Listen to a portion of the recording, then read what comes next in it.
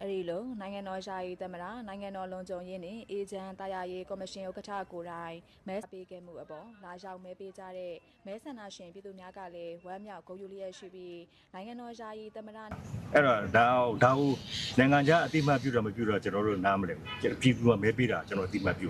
ဒီလိုပဲသွားအောင်နိုင်ငံတော်ယာယီသမ္မတနိုင်ငံတော်လုံခြုံရေးနှင့်အေဂျင့်တာယာရေးကော်မရှင်ဥက္ကဋ္ဌဟာမဲယုံများအလိုက်မဲဆန္ဒရှင်ပြည်သူများရဲ့ဆန္ဒမဲပေးနေမှုများကိုပြောလို့မရသေးဘူးလေဘာလို့ဒါတွေကကျွတ်တော်ခေါ်မှထွတ်တော်မှသူတို့ရွေးချယ်တဲ့နီလန်းတွေပါတယ်ရှိပါတယ်ဒါဒီလိုရှိပါတယ်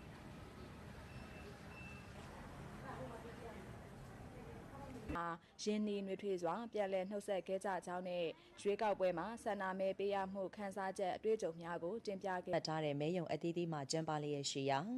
မဲဆန္ဒရှင်ပြည်သူများကမိမိကြိုက်နေတဲ့ရာလွတ်တော်ကိုယ်စားလှယ်လောင်းများလွတ်လပ်စွာဆန္ဒမဲလာရောက်ပေးနေပြီဖြစ်ပါတယ်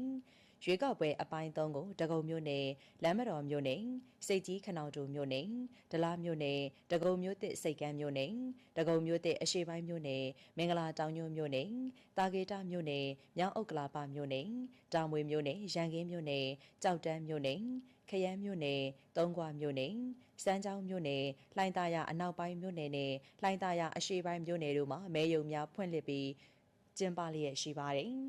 ရွေးကောက်ပွဲမှာမြန်မာ electronic မဲပေးစံ MEVN ကိုစတင်အသုံးပြုခဲ့ပြီးရန်ကုန်တိုင်းဒေသကြီးအတွင်းရှိမဲရုံများမှာမဲဆန္ဒရှင်ပြည်သူများအစဉ်ပြေချောမွေစွာဆန္ဒမဲပေးနိုင်ရန်သက်ဆိုင်ရာမဲရုံမှုများနှင့်အဖွဲ့ဝင်များကြက်ချီနီအသင်းအဖွဲ့များလူမှုရေးအသင်းအဖွဲ့များကထားတဲ့မဲရုံအသီးသီးမှကျင်းပလျက်ရှိရာမဲဆန္ဒရှင်ပြည်သူများကမိမိကြိုက်နေတဲ့ရာလွတ်တော်ကိုယ်စားလှယ်လောင်းများလွတ်လပ်စွာဆန္ဒမဲလာရောက်ပေးနေပြီဖြစ်ပါတယ်ရွေးကောက်ပွဲအပိုင်း3ကိုတကုံမြို့နယ်လမ်းမတော်မြို့နယ်စိတ်ကြီးခနောင်တူမြို့နယ်ဒလားမြို့နယ်တကုံမြို့သစ်စိတ်ကမ်းမြို့နယ်တကုံမြို့သစ်အရှေ့ပိုင်းမြို့နယ်မင်္ဂလာတောင်ညွန့်မြို့နယ်တာဂေတာမြို့နယ်မြောင်းအုတ်ကလာပမြို့နယ်တောင်မွေမြို့နယ်ရန်ကင်းမြို့နယ်ကြောက်တန်းမြို့နယ်ခရမ်းမြို့နယ်တုံးကွာမြို့နယ်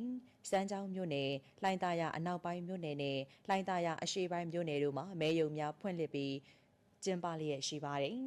ရွေးကောက်ပွဲမှာမြန်မာ electronic မဲပေးစံ MEVN ကိုစတင်အသုံးပြုခဲ့ပြီးရန်ကုန်တိုင်းဒေသကြီးအတွင်းရှိမဲရုံများမှာမဲဆန္ဒရှင်ပြည်သူများအစဉ်ပြေချောမွေစွာဆန္ဒမဲပေးနိုင်ရန်သက်ဆိုင်ရာမဲရုံမှုများနှင့်အဖွဲ့ဝင်များကြက်ချီနီအသင်းအဖွဲ့များလူမှုရေးအသင်းအဖွဲ့များက